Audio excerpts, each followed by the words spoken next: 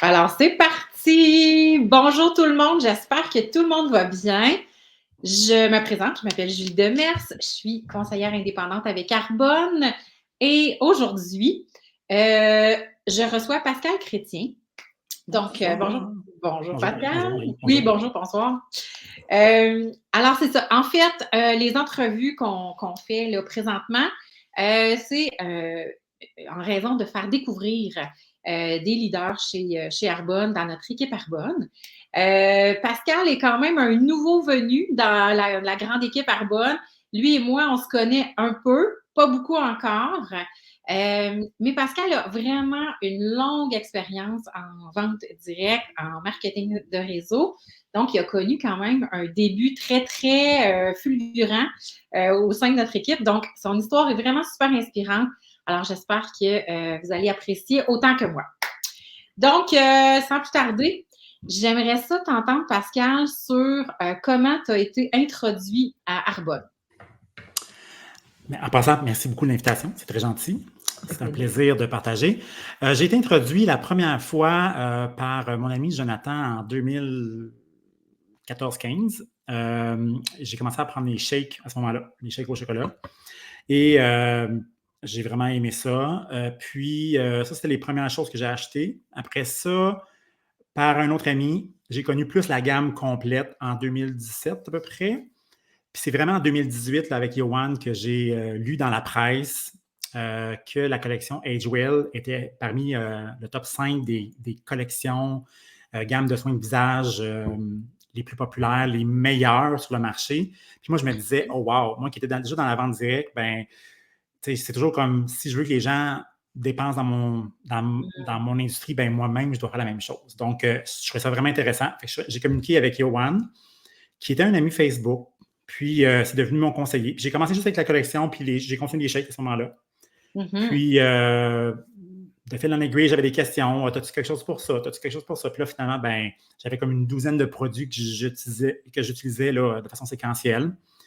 Puis, c'est l'année passée, en avril, que j'ai commencé à poser des questions. J'ai juste dit, enflamme-toi pas rien. J'ai juste posé des questions par rapport à la business. Je veux avoir des questions. J'avais des questions précises. Puis, il m'a donné des excellentes réponses. C'était vraiment c'était parfait ce qu'il me donnait. Par contre, j'avais besoin d'un peu plus d'informations au niveau de la grosse photo, là, mettons. Puis là, j'ai dit, je peux-tu parler avec ta vice-présidente? Là, puis elle, sachant pas trop pourquoi que je posais cette question-là, elle a essayé de me coincer en disant, on va le mettre vendredi soir à 8 h, on va voir s'il est sérieux. Je pense qu'elle ne s'attendait pas que je sois sérieux parce que j'avais 2 pages de questions. Autant que pour la structure que pour une conseillère qui commence. Puis là, j'ai posé des questions. Ça a duré une bonne heure et demie, je dirais, peut-être même 2 heures. OK. Fait que dans le fond, concernant Arbonne, toi, tu as été introduit comme client dans un premier temps. Oui. Mais là, ce qu'il faut savoir, c'est que toi, tu étais, comme tu l'as dit, déjà impliqué dans la vente directe en tant que conseiller, que représentant, mais pour une autre marque. Fait que là, ma question, c'est un peu plus, quand tu as commencé à développer une entreprise en marketing de réseau, pas nécessairement avec Arbonne, mais avec une autre compagnie, au début, là, quand tu en as entendu parler du marketing social pour la première fois, qu'est-ce que tu en as pensé? Est-ce que tout de suite, tu t'es dit, oh mon Dieu, je veux faire ça? Tu as un papier et un crayon. Ben non. Parce que j'avais tous les jugements du monde. OK. C'est des cochonneries, j'ai pas le temps, c'est trop cher, c'est pyramidal. Oh mon Dieu, que j'avais ça dans ma tête, ça. Je savais pas vraiment c'était quoi, mais j'écoutais ce qui se disait alentour, puis mon Dieu, qu'il ne fallait pas que je fasse ça. Là. C'était comme si c'était danger, là. C'est comme Ouais, comme trop proche. c'est ça. Puis, c'est vraiment ce que j'ai pensé. Puis, même que quand j'ai assisté à une présentation il y a 22 ans, ça fait 22 ans que je fais ça maintenant, la personne qui m'a introduit, qui faisait la présentation, la conseillère, m'a dit « Ah, tu serais bon pour faire ça. » Puis moi, je me disais « Ah, hey, tabarnouche, tu t'es trompé de personne parce que c'est sûr que je ne ferai jamais ça. » Entre ce moment-là, puis la fin de la soirée, j'ai écouté ce qu'elle a dit, puis on dirait que c'est comme si ça l'a comme débloqué des affaires dans ma tête, comme « Mon Dieu, ben finalement, la pire chose qui peut arriver, c'est que ça ne marchera pas. Bon, OK, pas de danger. La meilleure chose, c'est que je vais triper et je vais avoir du fun. Puis c'est ça qui est décidé. OK. Puis c'était quoi ton background à ce moment-là? Qu'est-ce que tu faisais comme travail ou comme source de revenus? C'était quoi que tu avais? Moi, j'ai quitté la maison familiale à 15 ans, donc je suis rentré Mmh. vite sur le marché du travail. Je suis revenu à Montréal. Dans ce temps-là, il n'y avait pas d'Internet. Fait que je paraissais un peu plus vieux, fait que j'avais un bail même j'avais un appartement à mon nom. Je travaillais dans une épicerie. Après ça, j'ai travaillé dans une usine. Puis de fil en aiguille, j'ai remplacé un congé maternité au niveau du bureau. C'est là que je travaillais, mais j'avais aucune notion. Tu sais, j'avais pas un bon français, je parlais pas anglais du tout, mais je prenais les commandes puis je connaissais le produit. Fait que ça, c'était ma grande force. Dans une épicerie. Ça, c'est au début de l'épicerie, puis après ça, je travaillais dans un bureau. Là, je travaillais dans les filtres à air. C'est les Ah, OK. filtres Je à air pensais que dans je. les bureaux de l'épicerie, de la Non, non, compagnie. c'est ça. Après ça, OK. j'ai transféré dans une compagnie de filtres à air. C'est là OK. que j'ai développé le goût de plus. Tu sais, moi, j'étais Mmh. pas. Moi, je voyais l'ouvrage. Là, tu sais, puis j'avais des twists. Là, tu sais, genre, ah, Julie, tu veux-tu me corriger mon document? Je vais faire ta facturation. Tu sais, j'avais Mmh. comme compris le concept de je n'étais pas bon en français, mais je suis bon pour faire ta facturation, pour la classer. Mmh. C'est Mmh. comme ça. Puis, j'avais un salaire à peu près de, je dirais, peut-être 35 000 à l'époque, là, je dirais, à peu près. Donc, tous Mmh. les grands rêves que je rêvais, ben, tu sais, comme une grosse voiture, ben, je ne pouvais pas vraiment m'offrir ça, cette grande vie-là que je voulais. Fait Mmh. que j'avais comme mis ça de côté. Mais tu sais, dès que j'écoutais Ouais. un film, je me disais, oh mon Dieu, oh mon Dieu, oh mon Mais c'est Dieu. ça. Qu'est-ce que tu voulais à ce moment-là? Tu sais, c'était quoi les rêves que tu voulais puis que tu disais: «Je peux pas voir comment je vais pouvoir avoir ça»? Quand j'étais jeune, ça c'est Mmh. vraiment drôle, Julie, que je dois te dire, mais quand j'étais jeune, ben jeune, là, dans ma chambre, je rêvais que je brochais des feuilles, puis OK. que je travaillais dans un bureau, puis pour travailler, il fallait que je voyage rencontrer mon équipe. OK. Tu sais, pas mon équipe de vente directe, mais mon équipe de travailleurs que j'avais dans ma tête, là, tu sais, quand Oui, j'étais bien oui, c'est jeune. ça. Fait que Dans ta j'avais un tête, tu étais bureau, déjà le leader de quelque chose. oui, dans mon bureau, dans ma chambre, j'avais une brocheuse, puis je prenais l'avion pour voyager. OK. C'est ça que j'avais dans ma tête. OK. Puis, n'ayant pas de bagage académique, ben, j'ai fait qu'on m'offrait. Là. Mmh. Puis, mais au moment que j'ai commencé, les gros rêves que j'avais, c'était de voyager. Moi, je voulais voyager à travers le monde. OK. C'était quelque chose qui me passionnait. Je voulais vivre sans vivre à la paye. Tu sais, là, genre, je ne Mmh. voulais pas être obligé d'attendre ma paye pour m'acheter quelque chose. Ouais. Je voulais, comme si j'avais le goût d'aller au restaurant puis ne pas me dire oh mon Dieu, tu es capable. Ouais. Puis, je voulais une Audi. Je trouvais tellement OK. beau le logo Audi, là, mon Dieu, je trouvais ça beau. Là, c'était vraiment, là, tu sais, comme. C'est des affaires comme ça que j'avais. OK. Puis, je dirais d'avoir un styliste, peut-être. Ah! OK. OK. Parfait. Bon. Puis, bon, fait que là, la vente directe est arrivée dans ta vie. Là, tu as comme vu que qu'est-ce que tu as vu, ouais, dans la vente directe qui te permettait de connecter à tes rêves que tu avais puis que ton emploi, à l'époque te permettait pas d'avoir, tu sais? Qu'est-ce que tu as vu là-dedans qui t'a fait de dire: «Ben là, coudonc, je vais l'essayer toujours bien», tu sais? Oui, ben c'est vraiment le pouvoir du levier Mmh. que ça l'a comme ouvert dans ma tête, dire comme attends un petit peu là. Moi, je me suis à l'opinion de elle, de lui, de l'autre, mais dans le fond, moi, j'ai pas eu l'information par moi-même, j'ai pas vu qu'est-ce Mmh. que c'était. Mmh. C'est facile de voir, tu sais, comme on le voit dans n'importe quel domaine, tu sais, dans n'importe quel domaine. Là. Il y a des gens qui vont juger les coiffeurs, des gens qui vont juger les serveuses, il y a des gens qui vont juger les notaires. Combien de personnes jugent les policiers? Bon, Mmh. tu sais, fait que finalement, tout le monde a quelque chose à dire sur quelqu'un. Bon, aujourd'hui, on parle beaucoup des influenceurs. Dans le fond, on sait-tu vraiment qu'est-ce qu'ils font? T'sais, bref. Donc, qu'est-ce que ça a permis? J'ai vraiment réalisé rapidement, parce que dans le fond, moi, j'ai quand même eu un parcours. J'ai commencé en novembre 2002. Puis, tu sais, là, j'avais les fêtes. Puis là, je me disais, mon Dieu, je fais plus d'argent en présentation. Je faisais beaucoup de présentations à domicile à ce moment-là. Puis, je me disais, en 6 présentations, mon Dieu, j'ai fait plus que mon salaire dans le mois. Là, je suis comme, oh mon Dieu, mais là, Lucky One, tu sais, peut-être que j'étais chanceux. Fait que j'ai continué. Puis là, à un moment donné, je me disais, j'étais tanné de me lever le matin avec un cadran. D'ailleurs, ça, c'est une affaire, dans le fond, que je devrais penser, mais j'étais tanné de me lever avec un cadran. Puis je me disais, tabarnouche, j'aimerais rester chez nous. Puis, parce que quand tu travailles dans un travail régulier, ben c'est quelqu'un qui décide quand tu vas avoir tes vacances. C'est quelqu'un qui décide quand tu vas avoir une promotion. Quel salaire que tu vas avoir. Là, je me disais, attends un petit peu, je peux avoir ça. Mais là, on me parlait de parrainage. Mais là, j'étais encore au mois frais. Puis je me disais, ah, c'est pyramidal, c'est pyramidal, c'est pyramidal. Puis là, elle me dit, mais sais, c'est toi qui décides. C'est toi si tu veux, tu peux le faire. Sinon, ben, il faut que tu vendes plus. Mais tu sais, à un moment donné, c'est le fun parce que tu peux aider les gens à. Là, je vais être comme, OK. Puis ça a commencé vite, vite, vite. Là, je suis devenu, tu sais, comme en un mois, je suis devenu directeur dans cette compagnie-là. Puis après ça, je suis devenu vice-président. Fait que ça a été quand même vite. Donc, j'ai vraiment vu le levier financier pour atteindre les objectifs que j'avais malgré mon background. Puis moi, j'ai compris que n'importe qui peut prendre ce levier-là puis décider de faire qu'est-ce qu'il veut avec. Puis tu sais, si on suit les lignes, parce que j'ai essayé de réinventer la roue, j'ai essayé de dire, Julie, tu sais pas de quoi je parle. Moi, là, je sais quoi je parle. Tu sais, je sais quoi je parle. Je sais pas si tu l'as déjà fait ou tu as déjà entendu les gens te faire, mais on a toute tendance un peu à, moi, y montrer. Ben oui. Si tu suis la ligne, puis que tu suis les enseignements, ben dans le fond, c'est la base de toute notre société. Là. Fait que c'est vraiment pas compliqué.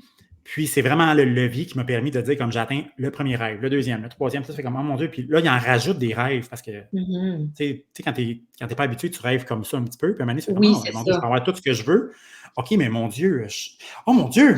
Là, c'est comme s'il y a plus d'ailleurs. Effectivement. OK. Puis, mais là, qu'est-ce que Arbonne? Mais je comprends bien que, oui, Arbonne, parce que là, Arbonne, tu es arrivé depuis combien de temps? Le 16. Dans le fond, officiellement, je suis arrivé le 16 ou 18 juin de mémoire. Là. On dirait que mi-juin, mais j'ai vraiment, à la mi-juillet, comme opéré, là, parce que j'ai comme fini mon chapitre que j'avais avant, puis j'ai embarqué dans Arbonne vraiment, là, je dirais à la mi-juillet. Mettons juillet 2023. Donc, ça fait juillet, ça veut dire août, septembre, octobre, novembre, décembre, janvier, février. Ça fait comme 7 mois, mettons, que tu travailles avec Arbonne.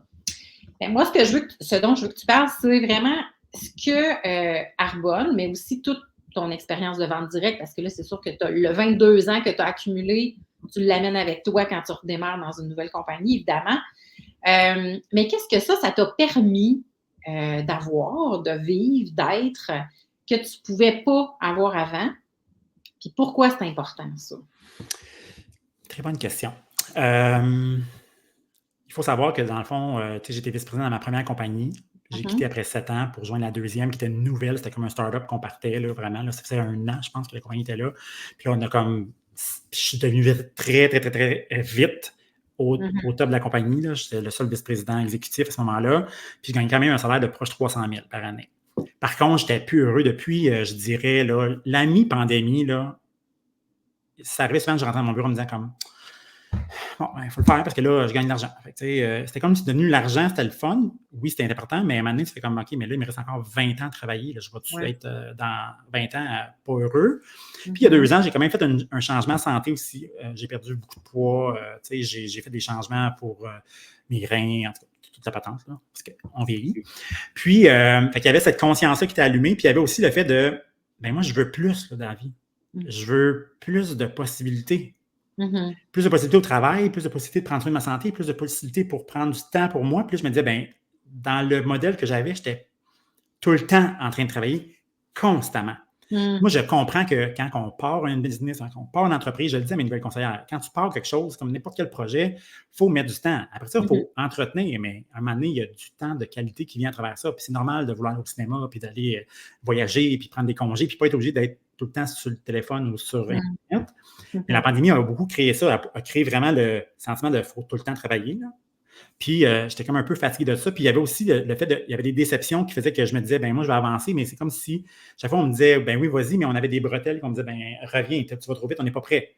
Puis moi, j'avais le goût de plus. Donc, Arbonne, je trouve qu'il m'offrait vraiment le véhicule parfait qui répondait à mes besoins de prendre soin de ma santé, puis d'aider les gens à prendre soin de leur, puis changer des habitudes, mais aussi de grandir. Plus grand encore. Oui, plus grand encore. OK.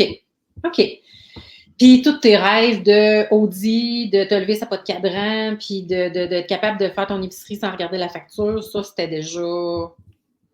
oui, c'est déjà arrêté. L'Audi, c'est arrivé en 2000, je ne sais plus combien, 10, je pense, 11. Le cadran, ça, c'était un drôle de... Parce qu'avant que je sois avec Mathieu, j'étais lève tard, couche tard. Puis Mathieu, lui, comme travaille au gouvernement, ben là, c'est un lève très tôt. Puis moi, je ne suis pas capable d'être... Si quelqu'un de réveiller dans la maison, ben j'ai comme switché mon horaire. Fait que là, je lève très tôt et couche très tôt aussi. OK. Donc, mais j'aime ça. Je suis plus productif le matin, d'ailleurs. OK.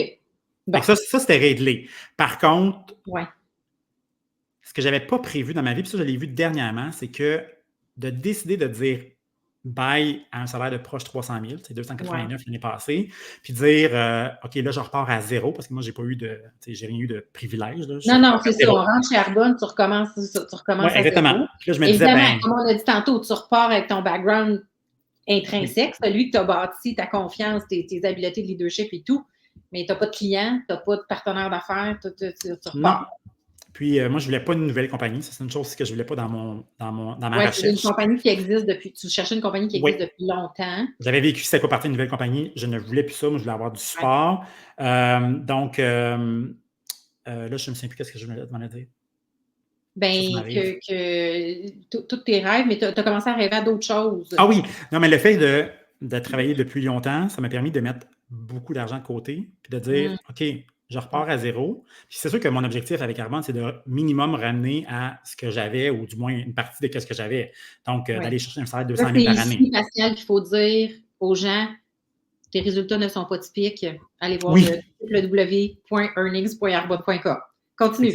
effectivement, c'est bon. Fait que tu t'es mis de l'argent de côté, fait que tu étais capable de repartir en J'étais capable disant, de me dire, je me donne 1 an ouais, pour clencher, puis aller mm, rechercher une bonne partie de ce que je faisais pour être capable de continuer à vivre la belle vie que j'avais. ouais. Donc, j'avais assez d'argent dans mon CELI pour me dire, mon Dieu, je peux prendre ce choix-là. Puis ça, je me disais, hey, Ça, là, c'est immense. Parce que la plupart des gens, d'abord, ne peuvent pas quitter leur emploi. Là. La grande majorité ne peuvent pas quitter leur emploi. Ils n'ont pas d'économie pour ça. Puis, s'ils devaient changer d'emploi pour un emploi qui est moins payant, les gens n'ont pas du tout de buffer. Là. Ils ont un train de vie ici. Ils ont une paye ici, puis ils ont un train de vie qui va avec. Puis c'est ça. Fait qu'effectivement, c'est un un immense luxe extraordinaire.